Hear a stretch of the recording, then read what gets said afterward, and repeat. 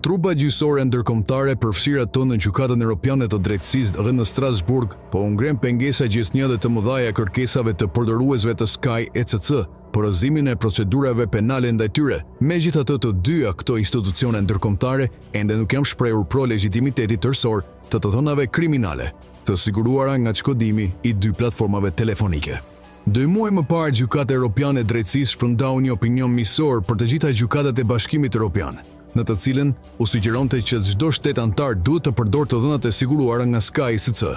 në përputhje me legjislacionin procedurial penal vendas. Ndërkaq, Gjykata Evropiane të Drejtave të Njerëzit në një vendim të martë të njëjtën rrëzoi kërkesën e 2 shtetasve me pasaportë britanike, të cilat kërkuan nga trupa gjyqësore e Strasburgut për mospranimin e mesazheve të shkëmbyer në platformën e Encrochat, të marra këto si provë në procese penale ndaj tyre në Britaninë e Madhe.